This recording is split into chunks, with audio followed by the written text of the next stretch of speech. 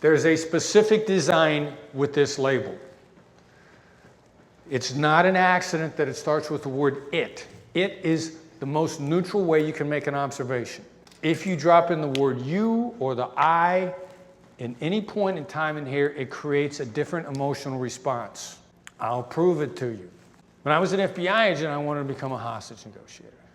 When I finally qualified to get the opportunity to go down to Quantico, I wasn't really enthusiastic about going to Quantico because I knew that I was going to be there for 2 weeks. I was going to be there over a weekend, and Quantico's a boring place to be over the weekend.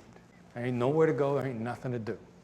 And I wasn't that enthusiastic about it, but I got down there, and I didn't know it, but it was the only in-service the FBI had where there were hostage negotiators from across the country and from all over the world.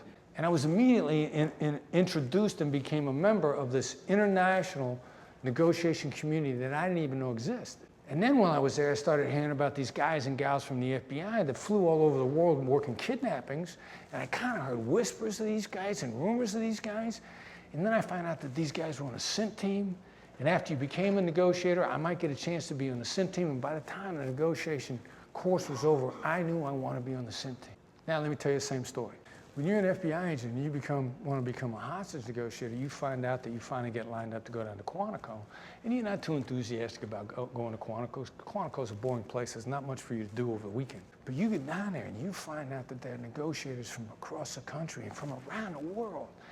And suddenly you are a member of an international negotiation community you didn't even know existed. And then while you're there, you start hearing about these guys and gals that are hostage negotiators with the FBI, and they fly all over the world working kidnappings, and you know you want to be a member of the SINT team.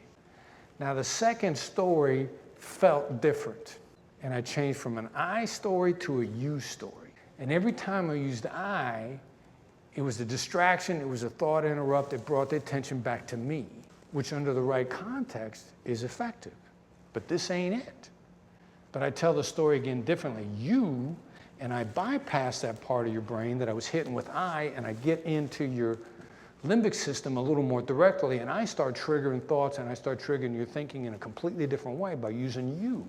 So you is an engaging word that reaches out and touches you ever so gently each and every time I use it. So was I, it pulls a different sort of distraction.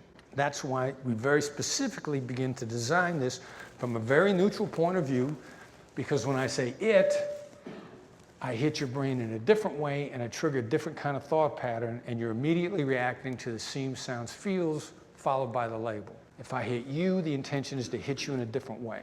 I can say, I know you're angry, and you feel that I get it. Or I can say, what I'm hearing is you're angry. And right then you think you're an idiot. So completely different design, and why we do not teach people to say what I'm hearing is, to feed it back. And that is one of the biggest, most frequent thing that a lot of people that have been trained in therapy and psychology and psychiatry, they know, what I'm hearing is that this has been bothering you for a very long time. And you were just turned off by that right away. Because that statement is, I'm a lot more interested in how I see this than how you're reacting. So there's a very intentional design. There's a lot of word choice here, and do not be fooled by the simplicity of this. It's designed to hit your brain in very specific ways.